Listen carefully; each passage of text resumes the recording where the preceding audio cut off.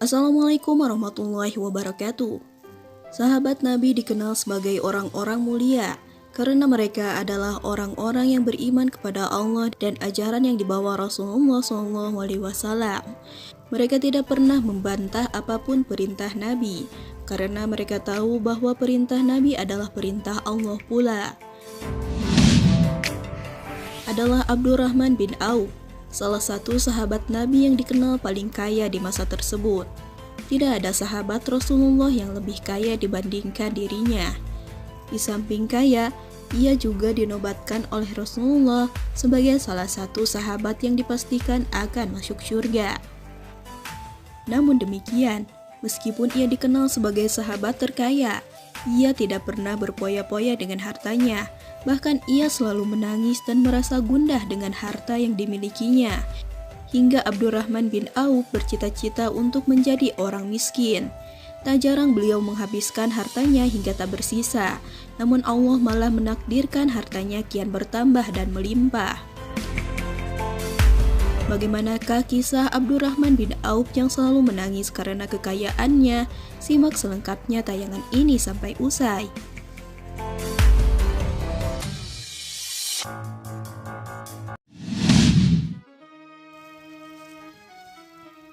Dilahirkan dengan nama Abdul Ka'bah, 10 tahun setelah tahun gajah, Abdurrahman bin Auf adalah salah seorang sahabat Nabi paling dermawan. Ia pernah menyumbangkan separuh hartanya saat Rasulullah menyemangati kaum muslimin untuk berinfak. Abdurrahman bin Auf menyumbangkan hartanya sebanyak 2.000 dinar, atau kira-kira sekitar 8,5 miliar jika dengan nilai uang saat ini. Atas sedekah ini, beliau didoakan khusus oleh Rasulullah SAW yang berbunyi, "Semoga Allah melimpahkan berkahnya kepadamu terhadap harta yang kamu berikan, dan semoga Allah memberkati juga harta yang kamu tinggalkan untuk keluarga kamu." Doa Rasulullah ini kemudian benar-benar terwujud dengan kesuksesan demi kesuksesan yang diraih oleh Abdurrahman bin Auf berikutnya.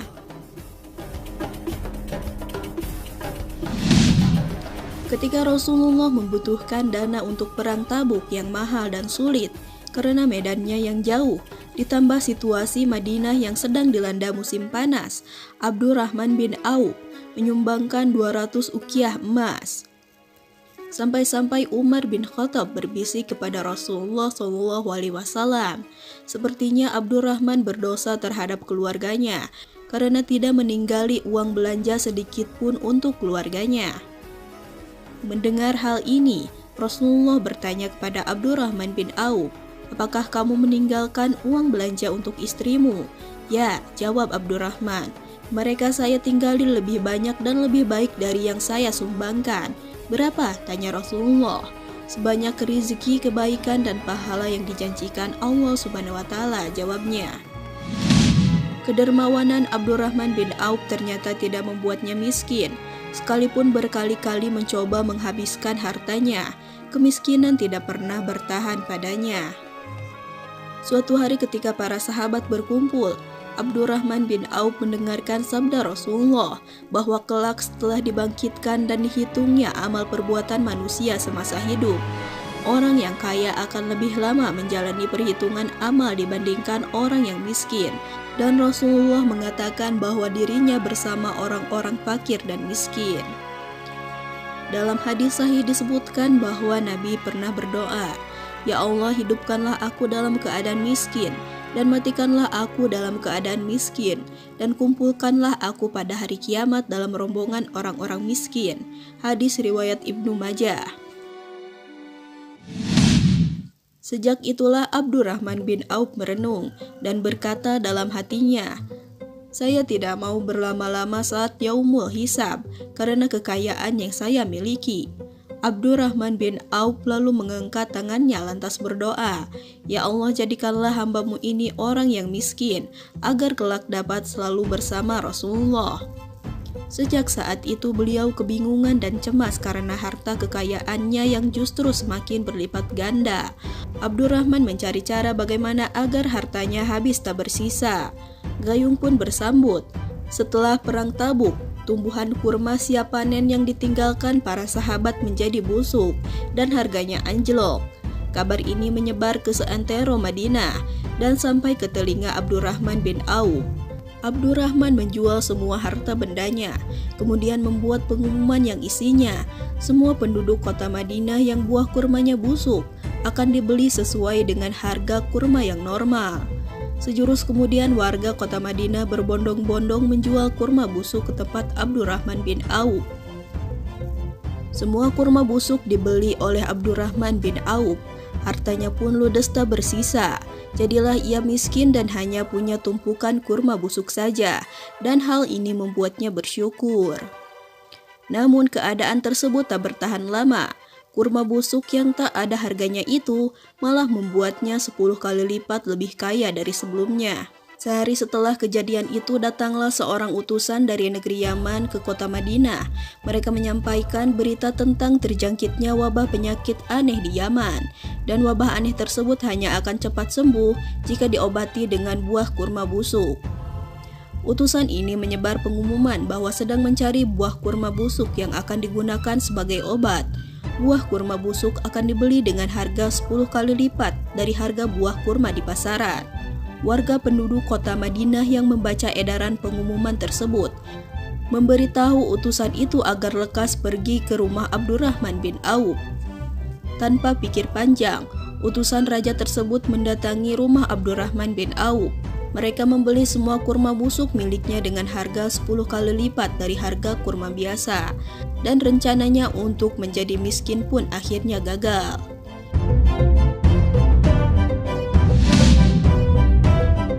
Kekayaan Abdurrahman bin Auf tidak membuat dirinya jumawa.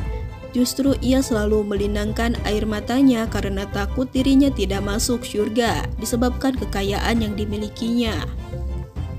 Ketika beliau disuguhi makanan lezat oleh keluarganya, bukannya senang, ia justru malah menangis. Allah bukakan dan bentangkan dunia ini untuk kami semua.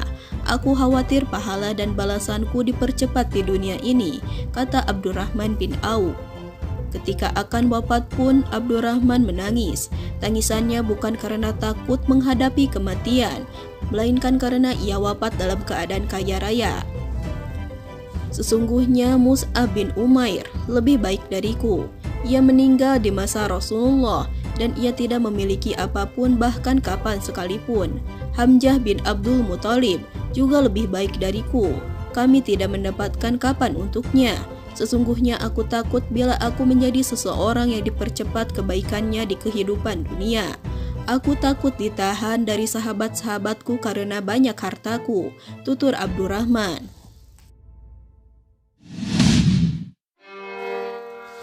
Abdurrahman bin Auf wafat di Madinah pada usia 72 tahun dengan meninggalkan harta yang sangat banyak, yaitu terdiri dari 1000 ekor unta, 100 ekor kuda, 3000 ekor kambing. Keempat istri beliau masing-masing mendapatkan warisan 80.000 dinar.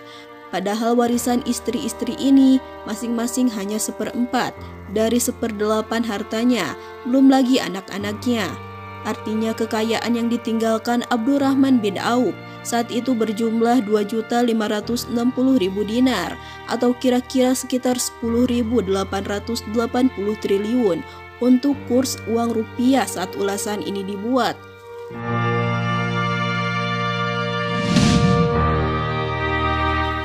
Nah, bagaimana menurut kalian? Kekayaan yang dilimpahkan tak membuat Abdurrahman Auf jumawa.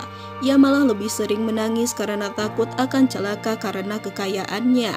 Padahal Rasulullah telah memastikan bahwa ia adalah salah satu sahabat yang sudah pasti masuk surga karena kedermawanannya. Sekian tayangan hari ini, semoga bermanfaat dan menambah wawasan serta keimanan kita kepada Allah Subhanahu wa Ta'ala. Amin ya Rabbal 'Alamin. Wassalamualaikum warahmatullahi wabarakatuh.